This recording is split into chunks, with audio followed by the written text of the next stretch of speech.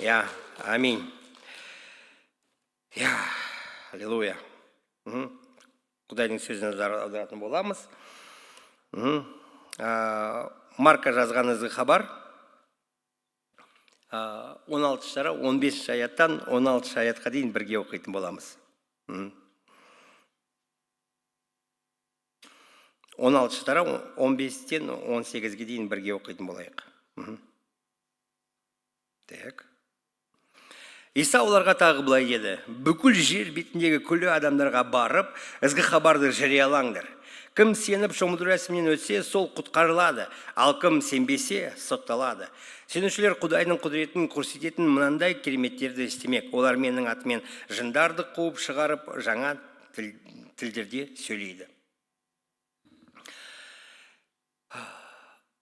Кейбір адамдар осы Исаның жолы басқа бір діндің арасында біреу деп санайды.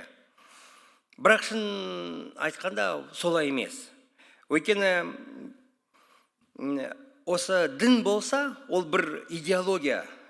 Ол адам жасаған идеология, сонда адамдарға әрине тыныштық табуға мүмкіндік жасайды, бірақ барлық жауапкершілік адамда. Ал Иса Масихке деген біздің сеніміміз, ол ізгі хабарға сену. Және басқаша айтқанда, біз ақиқатқа, шындыққа біз сенеміз. Сондықтан осы идеология емес. Сондықтан білесіз бе, бізге осы сұрақ қойғанда, сіздер неге Исаға сенесіңдер? Біз көбінесе айтамыз, өйткені ол шындық. Сондықтан біз Исаға сенеміз.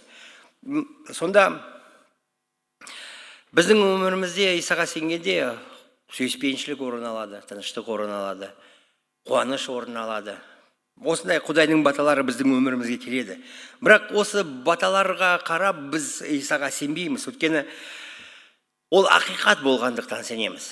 Біздің өмірімізде осы ақиқатқа осындай кейбірде қысым да болады, артымыздан құдалау да болады. Сонда тыныштық та, қуаныш та болмайтын кездері болу мүмкін. Бірақ біз осыған қарамастан, біз бәрібір шындыққа сенеміз. Осы маңызды. Сонда біз түсінуіміз керек. Осы Исаның жолы, ол осы дінмен салыстыруға болмайды. Сонда осы тағы да дін жайлы айтқанда, әрине әр діндің ілімі бар, бағыты бар. Бірақ сол жерде осы ілімге сай өмір сүру күш берілмейді. Күш сол жерде жоқ.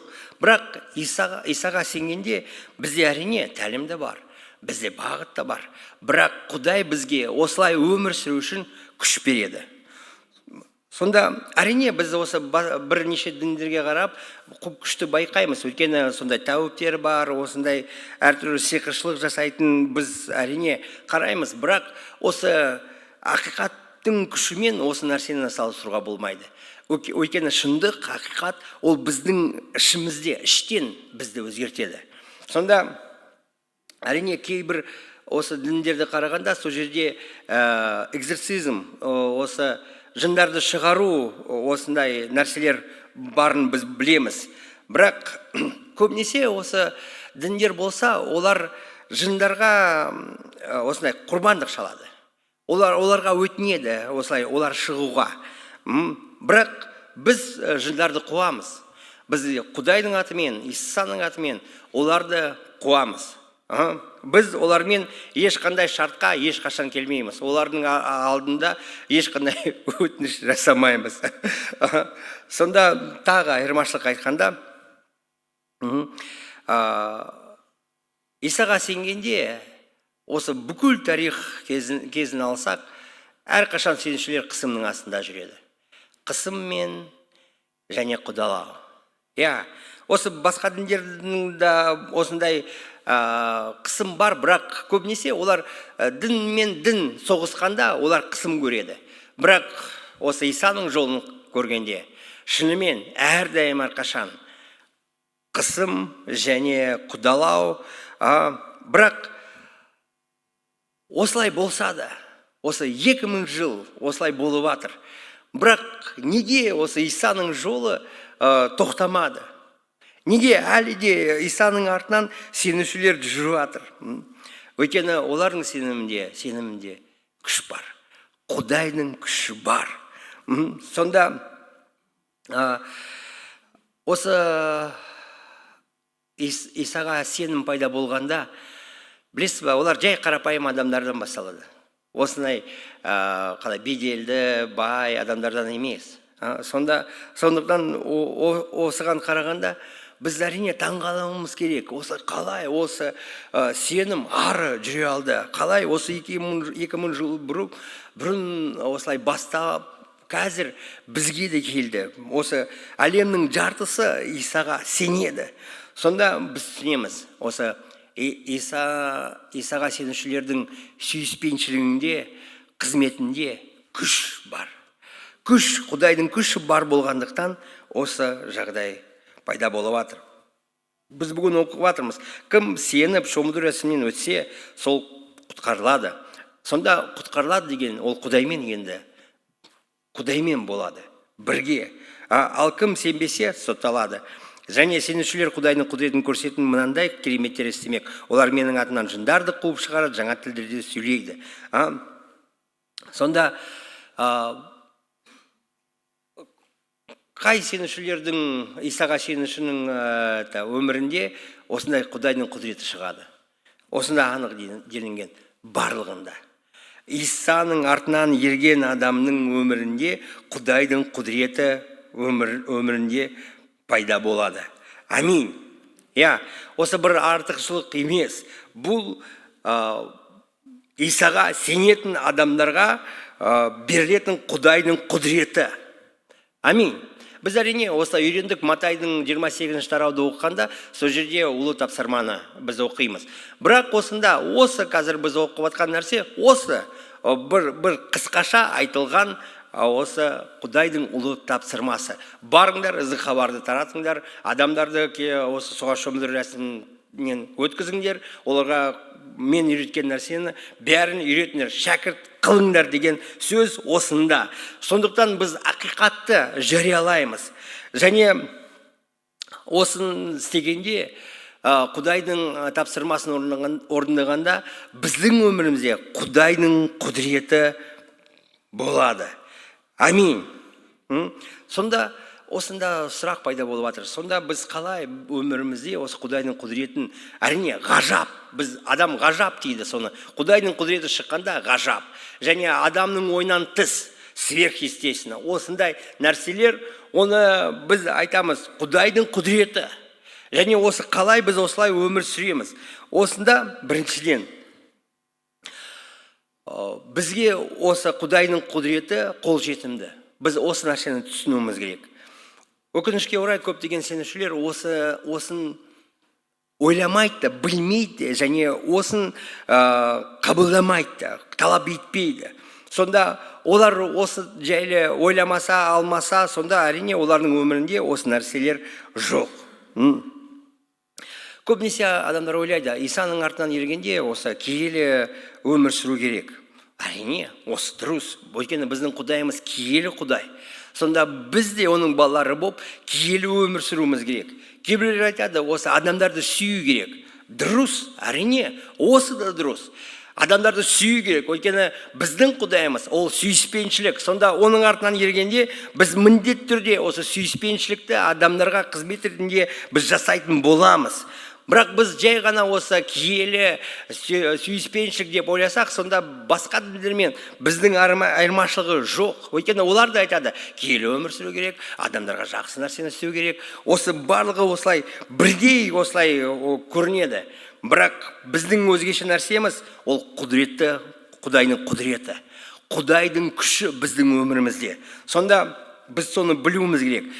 Және күнделікті өмірімізде, әр күнде осы Құдаймен бірге, Құдайдың құдіретін сезіп, және Құдайдың құдіретімен өмір сүруіміз қажет.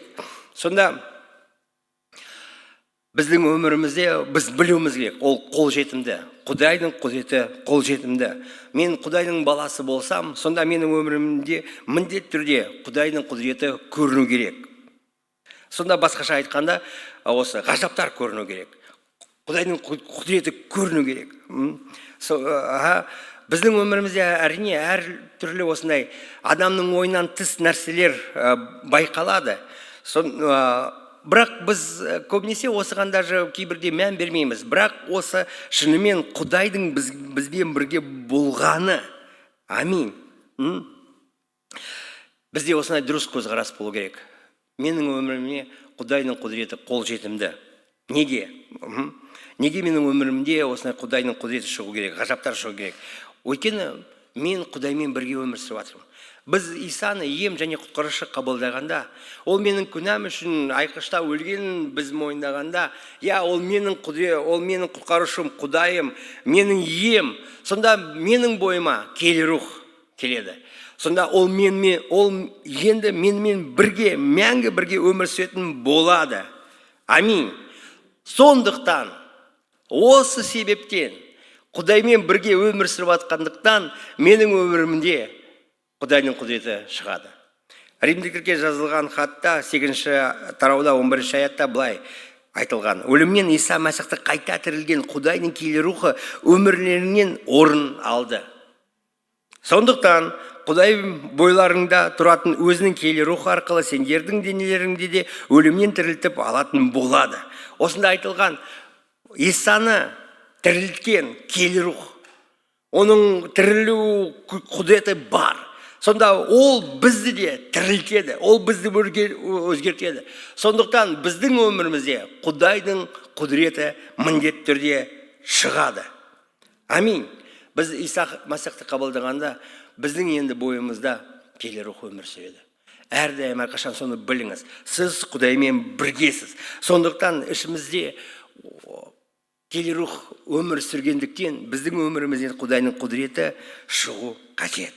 Амин. Әрине біз түсінеміз, осында әлемде әртүрлі табиғатты заңдар бар. Біз соны әрине байқаймыз, наука осындай нәрсе.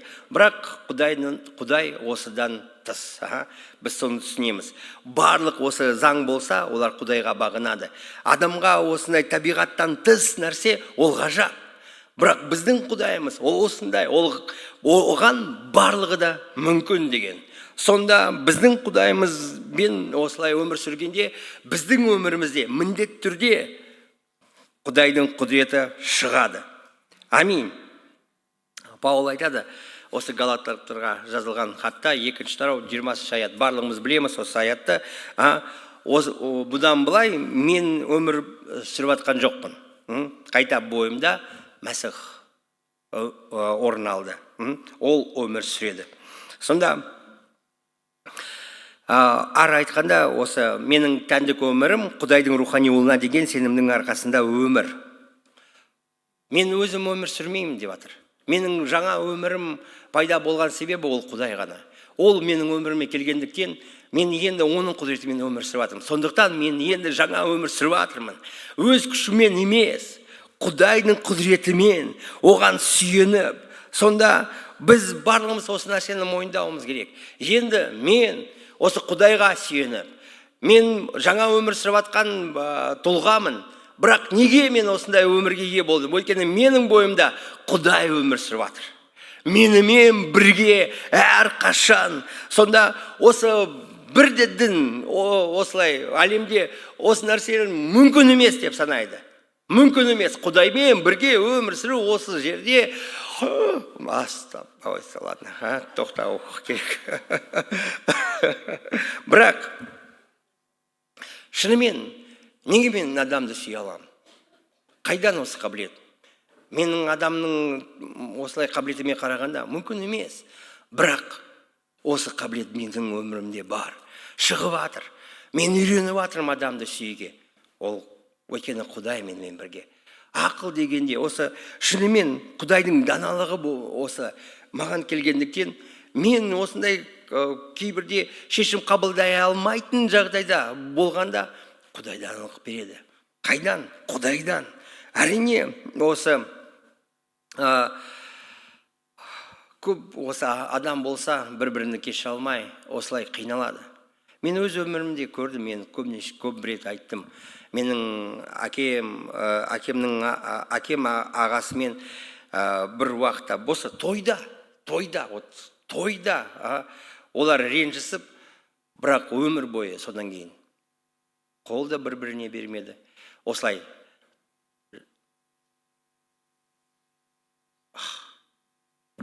қиыншылықта өмір сүрді. Біреу қайтыс болды да, бірақ басқасы осылай ренжіп жүрді. Содан кейін екіншісі де қайтты. Адам осылай өмір сүреді. Бірақ бізде қайдан күш?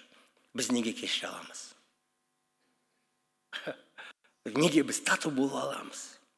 Әрине, ол киелі рухтың жетелеуімен, әрине Құдайдың құдіретімен, киелі рухтың күші келгенде, сонда менің өмірімде киелі рух орын алғандықтан осы нәрсе менің өмірімде пайда болып жатыр.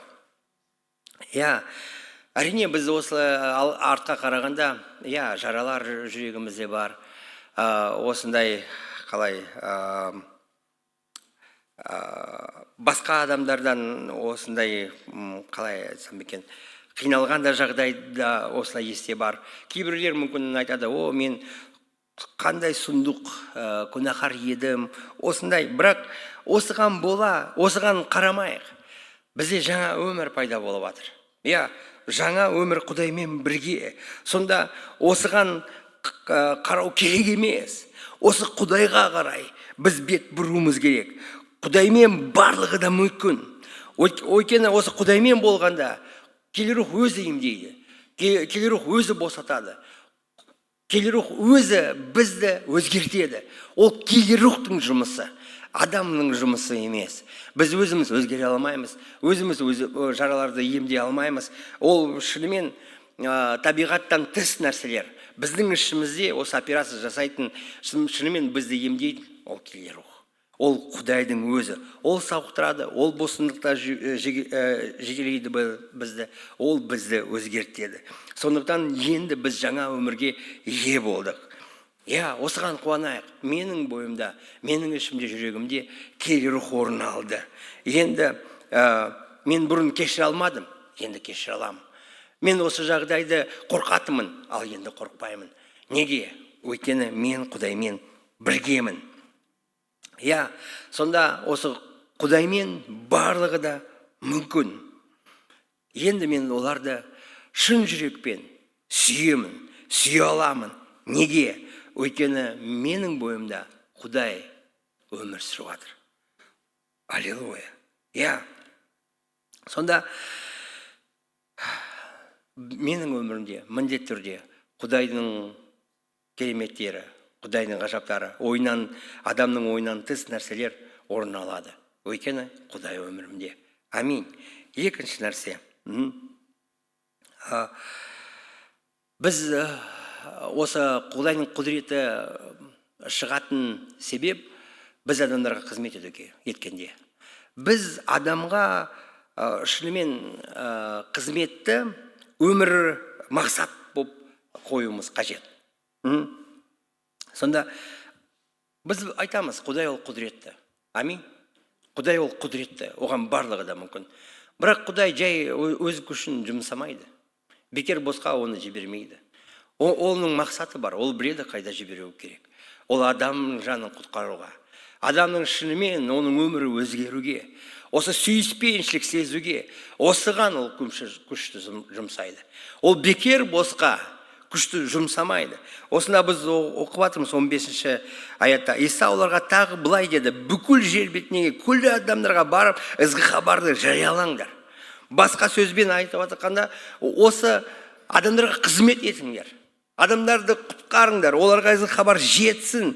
Осындай, сонда барғанда уайымдамаңдар. Қалай ол өзгереді? Қалай не болады? Ол Құдайдың сөзін естісе, ары киелі рух қызметін жасайды. Біз өмірдің осы мақсатын ойлағанда, ол адамға қызмет ету деп қабылдауымыз қажет. Осылай кім сеніп, шомылу рәсімінен өтсе, сол адам құтқарылады, ал кім сенбесе, сотталады. Осында анық айтылған. Бізге адамның жаны маңызды болу қажет. Неге? Неге бізге адамның жаны маңызды болу керек? Өйткені ол Құдайға маңызды. Иса айқышқа, өлімге дейін адамның жанын құтқарылу үшін барды. Сонда біз Исаның артынан ергендер осылай бізге не маңызды болу қажет? Өзіңізге жауап беріңіз. Шынымен қазір отбасыңызды ойлайсыз, мен балаларым үшін қызмет етіп жатырмын. Осылай, әрине, осы қызмет, бірақ сіздің балаларыңыз Құдайдың артынан ерген адам болу керек. Құдайды білген адам. Олар осылай сотқа тартылмай, Құдаймен бірге өмір сүрсін деген қалауыңыз жоқ па? Осы қалау болу керек емес пе? Сонда балаларыңызды қалай тәрбиелейсіз? Осыны айтқанда бүкіл адамзатқа, әрине ең бірінші балаларыңыз, ең бірінші ата-анаңыз, ең қасындағы адамға, ары айтқанда бүкіл адамзатқа осылай елшілеріңіздер айтып жатыр. Бізге келер рух қонғанда біз күшке ие боламыз. Осы күш не үшін? Адамдарға қызмет ету үшін. Бүкіл жер бетіндегі адамдарға. Біріншіден балаларымызға. Әрине біз еңбек жасаймыз, ақша табамыз, оларды ойланамыз. Бірақ та олар Құдайға келмесе, осында айтылған, олар сотталатын болады.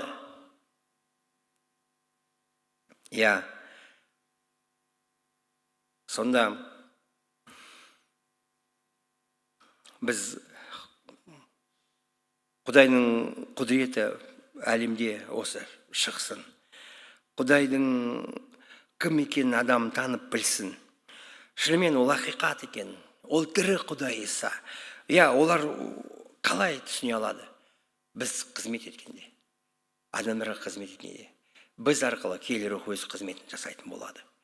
Сіз соны білуіңіз қажет. Сіз Құдайдың құралысыз. Сіз арқылы Құдай осы адамды құтқарғысы келеді. Ол осындай жоспар құрған. Сонда осында ол уәде беріп жатыр. Сендер осы қызметті жасағанда Құдайдың құдіреті шығады. Сендер қол қойғанда адам емделеді. Жындарды қуасыңдар. Исаның атымен. Құдай сізді жарылқасын. Ол елшілердің істерінде ең соңғы тарауында 3-6 аятты оқығанда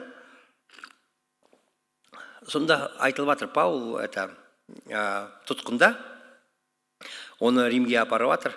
Бірақ олардың кемесі бір жерге тұрып, олар сол жерде болғанда, осында оқиық. 28 тарау, 3-6 аят.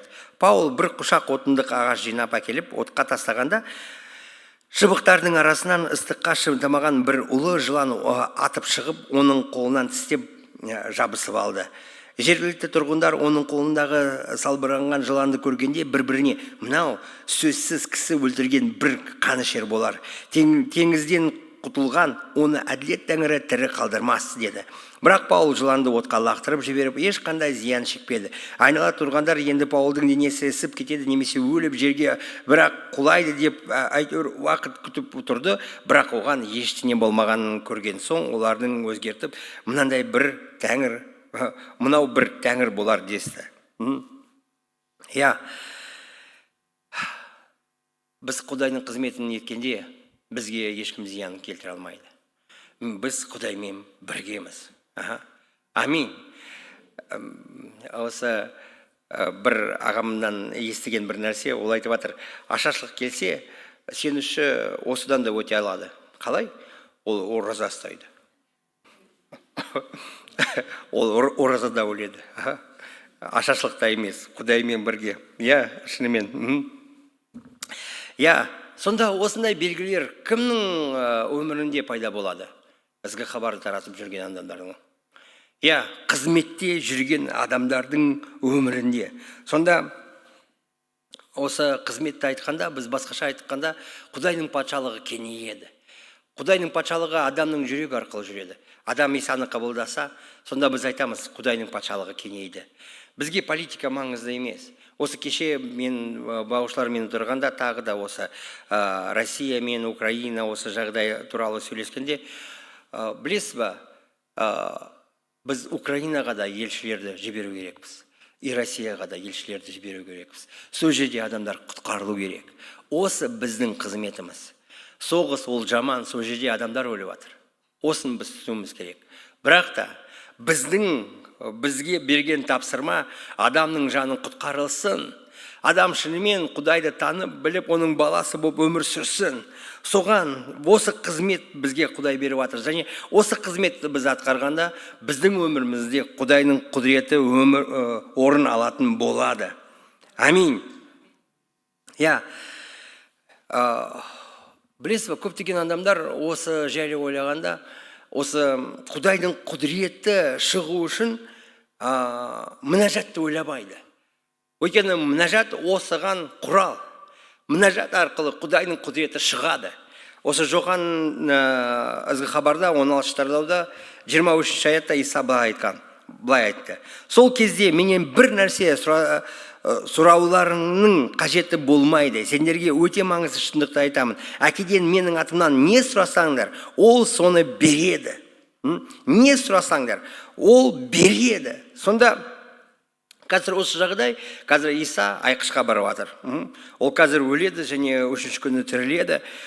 Сонда осы қазір айтқанда, ол шәкірттері осы естуден қиналып жатыр, бірақ осы Құдай Иса оларды жұбатып жатыр. Мен кетемін, бірақ сендерге қамқоршыны жіберетін боламын. Сонда осы қамқоршы келгенде сендерге одан да жақсы болады. Неге? Өйткені шәкірттер олар енді осы бүкіл жердің бетіне таратылып, ізгі хабарды тарататын болады. Олар қызметке шығатын болады. Сонда олар енді әр жерде жүргенде олар Құдаймен бірге тығыз қарым-қатынаста бірге бола алады. Келерухтық қызметі сол. Қай жерде сен жүрсең, ол сенімен бірге. Иса оларға бұйрық береді.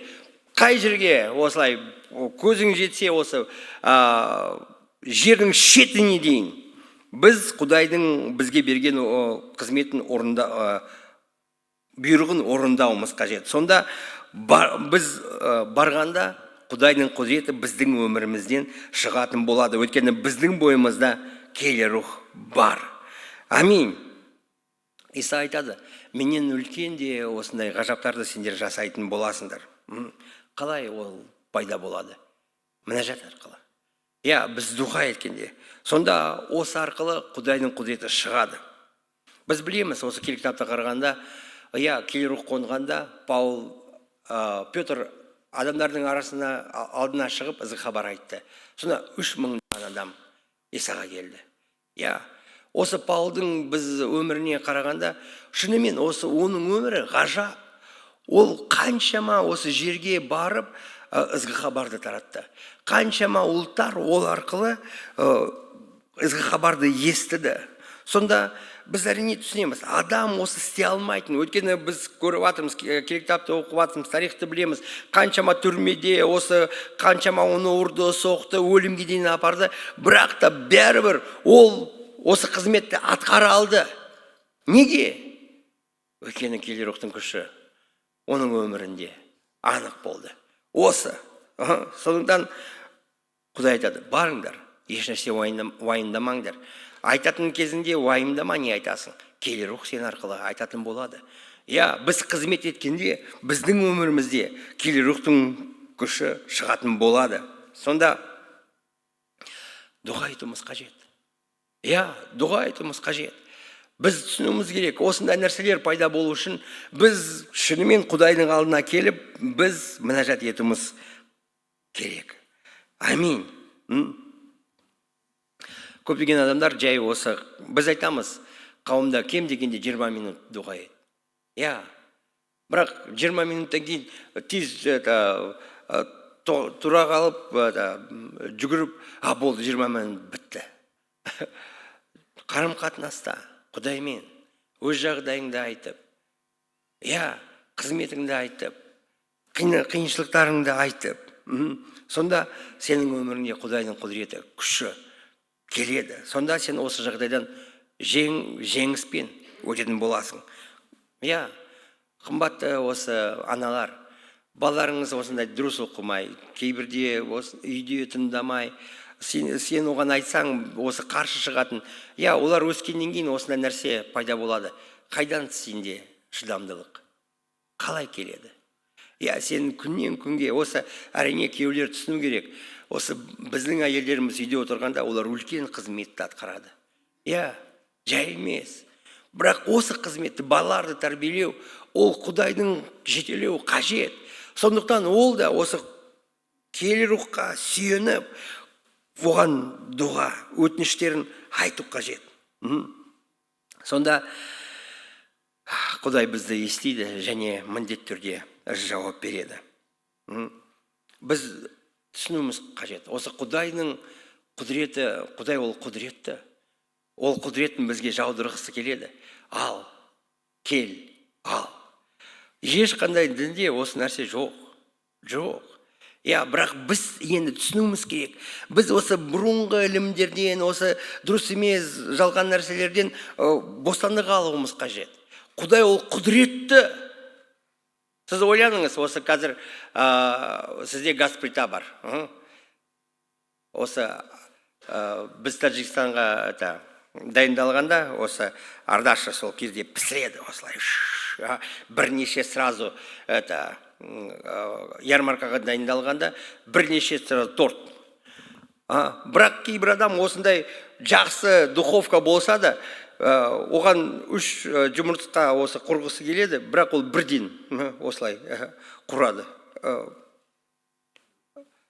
Бәрін бір уақытта істеуге болады. Құдайдың құдіреті жетеді. Құдай ол осындай керемет Құдай. Оған бүкіл осы жүрегіңізбен барлық жағдайыңызды түгелдей ол береді. Кейбір адамдар ойлайды, қазір осыны айтсам, мына екінші аздап содан кейін айтайын. Адам сияқты ойлайсыз ба Құдай? Жоқ, әрине. Құдайға барлығы да мүмкін. Сондан біз мына затты етіміз керек. Бірақ ең маңызды, осы өмірімізді біз қызметке бағыттауымыз керек, арнауымыз керек. Сол арқылы Құдайдың құдіреті біздің дұғамыз арқылы ол әрине шығатын болады.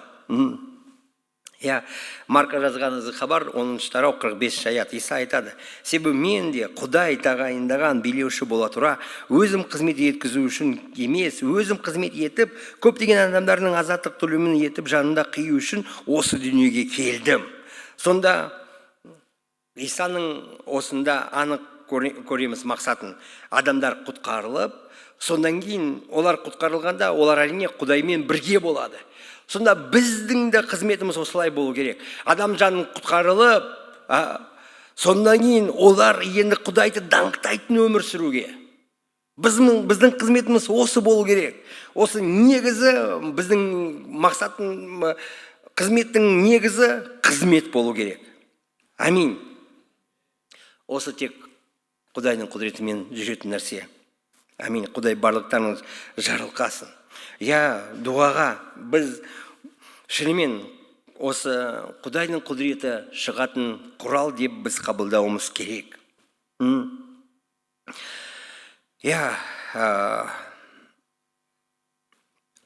Мүмкін сіз қазір үйренуге дайындаватсыз. Сонда тек бір мен оны сүйемін деген тек осыған емес. Әрине сүйем. Бір-бірімізді сүйеміз. Әрине біз бірге өмір сүргіміз келеді. Бірақ ең маңызды бізде бір мақсат болу керек. Өмірімізге бір мақсат. Осы Құдайдың бізге берілген тапсырмасын орындауға. Осындай шынымен серік табуға осыған ұмтылыңыз.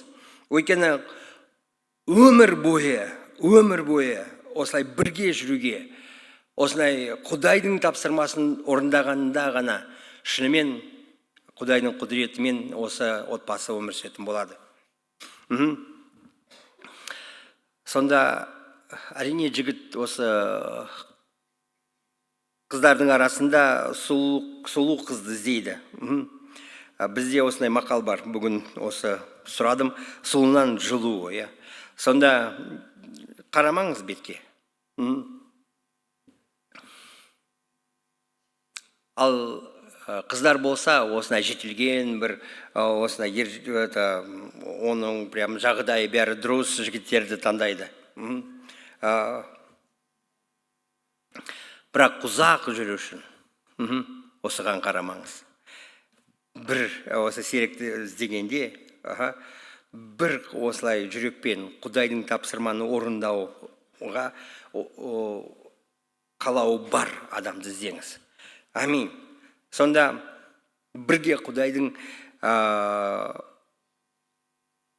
қалауын мақсат қойып орындаңыз. Білесіз, осы байқағаным, осы жай осы адамдарда осылай үйленеді, үйі жоқ, тырысады үй салуға. Үй салады, машина алады, содан кейін развод. Біз барлығымыз түсінеміз, осы мақсат жоқ болғанда адамдар ажырасады. Осылай, әрине. Бірақ осы бір принцип. Біздің өмірімізде, өмірдің мақсаты қызмет. Осы жерде жүргенше бір ғана мақсат. Адамға қызмет етуге. Құдай барлығыңызды жарылқасын. Амин. Жай ғана ойлаңыз, осы дүниеге келдік, детсадқа бардық, содан кейін мектеп, содан кейін вуз бітірдік, содан кейін жұмыс істедік, Құдайға шүкір, содан кейін отбасы пайда болды. Содан кейін өлдік. Сіз осылай қазір өміріңізде шынымен мақсатсыз өмір сүресіз ба? Сонда білеміз, артынан Құдайға барамыз. Сонда бүгін бізге осындай артықшылық беріліп жатыр. Осында, осы жерде Құдайға қызмет етуге. Сондықтан Құдайға қызмет ету, ол біздің өміріміздің мақсаты болу керек. Амин. Осы бизнес ашқанда да. Шынымен осы арқылы қандай мақсат? Қандай мақсат? Құдайдың ұлылығы шықсын. Құдайдың ұлылығы шықсын. Әрине ақша табыңыз. Көбіміз ойлаймыз. Отбасыңыз Құдайға келсін. Отбасыңыз шынымен Құдайдың ғажабын көрсін. Біздің осы өмірімізде Құдайдың ғажабын көріп жатырмыз. Бірақ балалар жай ғана оларға тамақ әкелеміз, бәрін әкелеміз. Олар бір ретте естімеді хабарды. Бір ретте осылай бізден осы Құдайдың ғажабымен бүгін осындай нәрсе пайда болды. Олар осы сөзді де естімеді. Олар өз бетімен өмір сүріп жатыр. Сонда Құдайдың ұлылығы шықсын дегенде, Құдайдың ұлылығы шықсын. Біздің отбасымызда, ең көбіміз осы балаларымыз ойлаймыз. Дұрыс отбасыңызды ойлаңыз. Арада, бірақ Құдайдың құдіреті шықсын Исаның атымен. Құдай сіз жарылқасын. Сонда денсаулықта адам бақытты болмаса не үшін өмір сүреді? Ұзақ өмір сүргісі келеді адам, денсаулық қажет.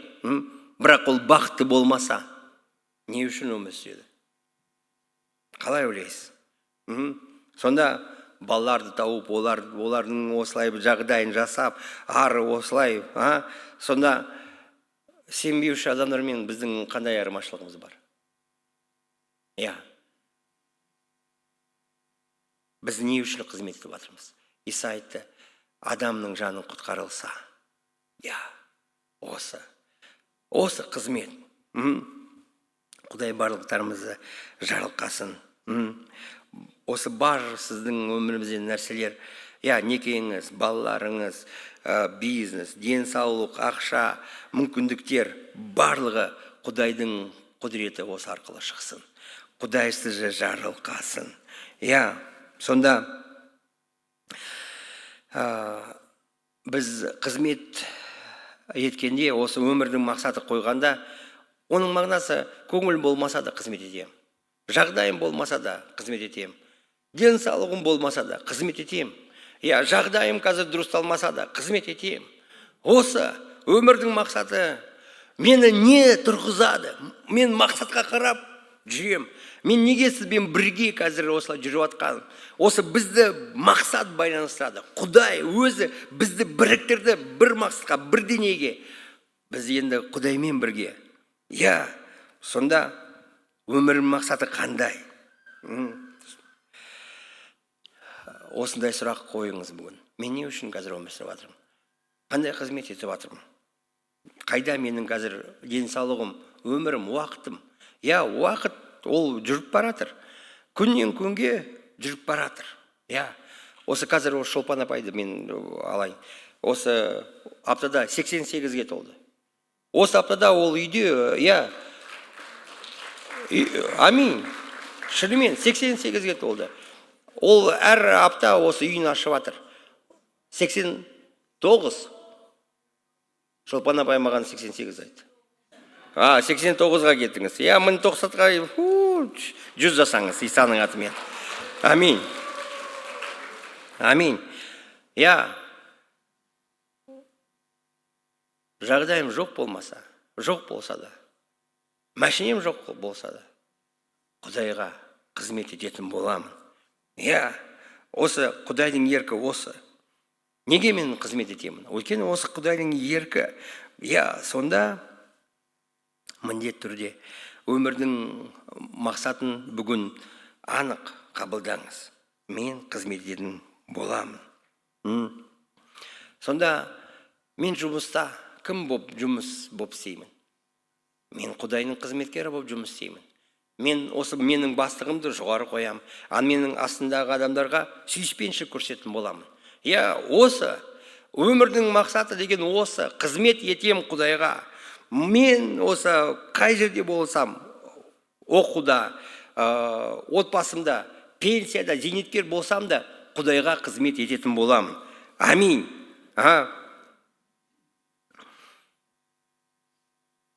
Пенсияда, Персияда емес, пенсияда. Құдай жарылқасын. Білесіз ба, біз осындай шешім қабылдағанда, біз мүмкін қызмет еткенде айтайық 60-70% табыс жоқ. Бірақ бәрібір Құдайға осындай өмір ұнамды. Құдай ұнайды, біздің жүрегіміздің ниеті. Біз ұмтылып атқан осы жүрегіміз Құдайға ұлылық әкелу. Осы Құдайға маңызды. Құдай жарылқасын бізді. Сонда бүгін барлығыңызға осылай бір тапсырма бергім келеді. Сұраңыз өзіңізден. Мен не үшін өмір сүріп жатырмын? Мен не үшін қазір өмір сүрудемін? Үшінші нәрсе. Осындай кереметтер менің өмірімде орын алу үшін мен Құдайдың бейнесін дұрыс қабылдауым қажет. Осы өте маңызды. Осы шынымен осы ерекше нәрсе, барлық діндерден ерекше нәрсе осы. Біз Құдайды тануымыз мүмкін. Аминь. Осында осы айтылған, кім сенсе, шомны рәсіммен өтсе, сол құтқарылады. Оның мағынасы енді ол Құдаймен өмір сүреді деген сөз. Енді ол Құдаймен өмір сүреді. Осы шынымен ерекшелік, біз Құдаймен өмір сүрудеміз. Енді біз Құдайды танып біле аламыз. Осы ең маңызды нәрсе. Осы Құдаймен қарым-қатынас жоқ болса, сонда құтқарылмаған адам деген сөз. Құдаймен қарым-қатынаста жүрген адам, ол Құдаймен енді Құдаймен Құдайдың құдіретін алып, Құдай қандай екен, сонда біз түсінеміз. Құдай ол әке. Құдай ол сүйіспеншілік, Құдай ол киелі. Осы анық, Құдай бүкіл адамзатты жақсы көреді. Ол әрқашан маған жауап береді. Осындай нәрселер, білесіз бе, осы арқылы біз терең Құдай қандай екен біз түсінеміз. Және Құдайдың құдіреті осылай шыққанда, ол Құдай ешқашан күнә арқылы жұмыс істемейді. Ол киелі Құдай. Ол құдіретті Құдай. Осы біз айтамыз, осы шиқыршылық, әртүрлі осындай нәрселер бар, осындай емшілер, сонда күштерін біз байқаймыз. Бірақ та, аминь. Бұрын айтатын, мынау шынды қайтып жатыр,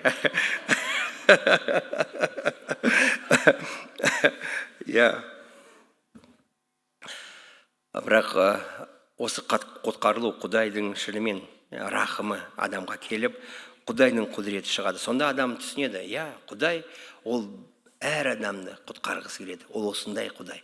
Сонда біздің де жүрегіміз осыған бола өзгереді. Адамдарға деген. Өйткені өте маңызды Құдайдың дұрыс бейнесін қабылдау. Ол қандай екен? Құдай біздің қандай екен? Қазір осы көзімізді жапсақ, осы Құдайдың осылай елестетейік. Құдай қандай? Осылай елестетуіміз қажет. Сонда оның бейнесі осындай бір осыны талап ететін, бізде ашушан осылай болған бейнесін көрсек, мынау Құдайдың бейнесі емес. Құдай ол сүйіспеншілік, Құдай ол нұр, Құдай ол шынымен оның бізге деген баласы ретінде қарайды. Осы біз оның шынымен қандай жүзін осылай дұрыс жүзін қабылдауымыз керек. Көптеген адамдар осы Құдаймен қарым-қатынас болмағандықтан, бұрын болды, бірақ қазір жоқ. Сонда қазір осы Құдаймен қарым-қатынас жоқ болса, сонда сіздің өміріңізде қазір Құдайдың құдіреті жоқ деген нәрсе. Сіз Құдайдан алыстап кетіп, қазір қиналып жатсыз, сіздің өміріңізде қазір келер рухтың жемісі пайда болып жатқан жоқ.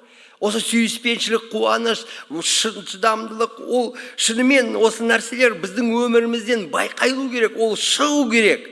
Аминь. Бірақ Құдайдың құдіреті өміріңізде жоқ болса, Құдаймен қарым-қатынаста жоқ деген нәрсе, сонда сіз қазір жалғызсыз. Жағдайларды өз күшімен өтіп жатқан адамсыз. Құдай сізді жарылқасын. Құдайға келіңіз, жүрегіңізбен Құдаймен байланыста болыңыз. Аминь. Көптеген адамдарда осылай Құдайға дұрыс емес түсінік бар.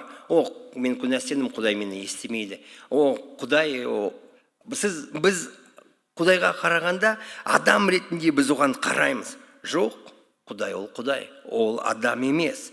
Сонда Құдайды дұрыс қабылдауымыз қажет. Біздің Құдайымыз қандай Құдай? Білесіз бе, осындай дұрыс емес түсінік, ол бізге осы Құдайды тануға бір осындай тормоз болады. Сонда біз өспейміз ары. Біз ары рухани өспейміз. Дұрыс түсінік бұл. Ол әке. Ол маған әрқашан жауап беретін Құдай. Мен онымен бірге енді мәңгі, ол менің қолымнан алса, болды, ешқашан тастамайды. Ол маған ренжімейді. Бүкіл оның ашу айқышқа төгілді. Сонда маған деген ол қуанады, ол мені сүйеді, ол мені жетелейді. Ол менімен бірге әрқашан, әр уақытта. Құдай сізді жарылқасын. Мен осындай дұрыс емес түсінікті көрсеңіз, сонда осы түсінікті қалай біз енді осыдан айырыламыз? Келі кітаптан. Келі кітапты оқуымыз қажет. Терең оқу қажет, зерттеуіміз қажет. Сонда осы келі кітапта бүкіл Құдайдың бейнесі жазылған. Ол қандай Құдай? Сонда ол мейірімді, ол кешірімді, ол мені қатты сүйеді. Ол барлық күнәларымды кешірді. Осы қайдан мен осы көрем? Осы келі кітаптан. Сонда ойланып, менің өміріме осы қазір шындықты қабылдауым қажет. Ол маған ашуланбайды, ол мені соттамайды, ол мені ұстады ма, ол мені жетелейтін болады. Ол әрқашан қалауы, мен оның алдына келіп, онымен бірге болу. Осы Құдайдың қалауы. Сонда терең Құдаймен қарым-қатынасқа баруға мүмкіндік бар. Осы келі кітап арқылы біз келі кітапты оқығанда, Құдай қандай екен? Матай 6:8. Осында мен жай бір осы алдым. Сендер соңдайларға ұқсамаңдар. Себебі көктегі әкелерің өздерің сұрамай тұрып ақ, сендерге не керек екенін біледі. Осында жазылған. Осы арқылы, Құдай қандай екен? Ол барлығын біледі. Далада адамдардың алдында дұға ету керек емес. Жоқ, мақтану керек емес. Құдай осыны қаламайды. Құдай жеке қарым-қатынасты қалайды. Осыны біз оқимыз. Сонда Құдайдан барлығын сұрауға болады. Құдай маған жауап береді. Міндетті түрде. Келі кітапта айтылған, осы базарда 2 құс сатылады, бағасын біледі. Біздің шашымызды біледі. Қандай мақсат? Осы біз одан да терең біз түсіне аламыз. Құдай барлығын білсе, ол менің жағдайымды да біледі, маған жауап бергісі келеді. Ол шынымен мен тығыз қарым-қатынаста, мен ол қандай құдіретті екенін мен терең түсіну үшін, мен соншама мен қуанам. Құдай менімен бірге, құдіретті Құдай енді менімен бірге. Сонда менің осы Құдайға деген дұрыс көзқарас, оның бейнесі қандай? Ол киелі, оған барлығы мүмкін. Және мен оның баласы боп өмір сүремін. Кітапта айтылған, Авва, әке. Білесіз ба, еврейлер осы Исаға келмей тұрғанда, олар әрине Құдай осындай, ол заңды берді ма орындауға, осылай тұрысуға, орындамасаң бітті. Бірақ Иса келгенде, келі кітапта айтылады, осы бір себебі адамдарға Құдай қандай екенін үйретуге, көрсетуге. Сонда ол үйретті, әке. Иә, әке дегенде осы кішкентай бала әкесіне айтатын сөз папочка дегенде. Иә, осы сөз әке. Сонда біз жай осы қазір бүгін осы әке дей аламыз ба? Сонда осы жай ғана айтпай, жылы сезіммен ол қандай екен? Шынымен ол әке, ол сүйіспеншілігі мол, ол менің әкем боп. Әрине бізде дұрыс емес осындай әкемізден, біздің жергілікті әкемізден мүмкін дұрыс емес осындай үлгі көрген болармыз, осындай қысым көрген болармыз. Бірақ та енді кітапты терең оқығанда менің құдіретті көктегі әкем қандай? Оның жүрегі бізге деген ашық, шексіз, сүйіспеншілікті төккісі келеді. Сонда осылай әке дегенде дұрыс бейне келмесе, жылылық келмесе, ар әке. Ал ар кітапты қарап, әке, әке, тағы да, әке, менің көктегі әкем. Сонда менің өмірім міндетті түрде өзгереді. Әке, мен терең кітапты осы түсінгенде Құдай қандай екен? Сонда менің өміріме Құдайдың құдіреті келеді. Сонда менің өмірім өзгеше, басқалардан, осы әлемдегі жердегі адамдардан міндет түрде осылай Құдайдың құдіретінде өтетін болады. Шынымен ол бақытты өмір. Осы Құдайдың құдіретіне қуанышқа толы өмір. Құдай жарылқасын. Ол Құдаймен ғана мүмкін. Біз осы кітапты оқығанда сол жерде айтылады. Иә, сонда менің балам боласың, және мен саған өзімді көрсетемін деп айтылған. Ол өзі бізге ашылады. Құдай өзі келіп, біз қарым-қатынаса тұрғанда, біз міндет түрде Құдаймен бірге осылай өмір өтетін боламыз. Иә, сонда бізге осындай Құдаймен уақыт керек. Құдаймен жүздесуге, Құдаймен бірге қарым-қатынаста терең осындай уақыт бізге қажет. Сонда қымбатты бауырлар, иә, осы Құдайдың сөзін оқығанда ойлайық, терең ойлайық. Осы Құдайдың сөзімен сөйлейік. Осы Құдайдың сөзінде айтылған ба осылай? Сонда осы нәрсені мен тағы да ойланып, дұға арқылы мен Құдайға арнайын. Иә, оқып атырмын. Мысал, Петр міне қазір судың бетімен жүріп жатыр. Дұға етің. Осы Құдайдың сөзін дұға етіңіз. Құдай, менде осындай жағдай, менде қазір қиыншылық болып жатыр. Маған көмектесші. Маған сөзіңді берші осы жағдайдан өтуге, жеңіспен өтуге. Мен құласам, осындай маған дауыл, толқын көтерілсе, Құдай, мені қорғашы, мені көтерші. Маған сен қажетсің. Осы Құдайдың сөзін прям негізделеп, Құдайдың сөзінде қандай біздің Құдайымыз. Сонда осыған біз терең негізделеп, осы кітапты терең жүрегімізге алғанда, біз Құдайдың ол қандай екенін терең түсінеміз. Және осы бізге Құдайдың құдіреті келуге мүмкіндік ашады. Құдай барлықтарымызды жарылқасын. Иә, осы бүгін біз оқыдық осында. Құдай бізге айтып жатыр. Біздің өмірімізде шынымен Құдайдың құдіреті бар, ол қол жетімді. Біз оған шынымен әр осы жағдайымызда қол жеткізе аламыз. Біздің өміріміз басқалардан гөрі ол мақсатпен, Құдайдың мақсатымен өтетін өмір. Мақсатпен дегенде ол адамдарға қызмет ету, ізгі хабарға шығуға, адамдарға Құдай қандай екенін айтуға. Осы біздің өміріміздің мақсаты табылу қажет. Енді және біздің Құдайымыз одан да терең түсініп, Құдаймен одан да, білесіз ба, адамды сен сүйсең, оның қасында болғың келеді. Онымен сенің қарым-қатынас жасағың келеді. Уақытта одан да көп өткізетін боласың. Дәл осылай бірдей. Құдаймен одан да көп уақыт өткізгенде Құдай қандай екен терең түсінуге мүмкіндігіміз бар. Ол шынымен мына бізге деген үлкен артықшылық. Сондықтан қымбатты қауым, Құдайдың құдіретімен өмір сүріңіз.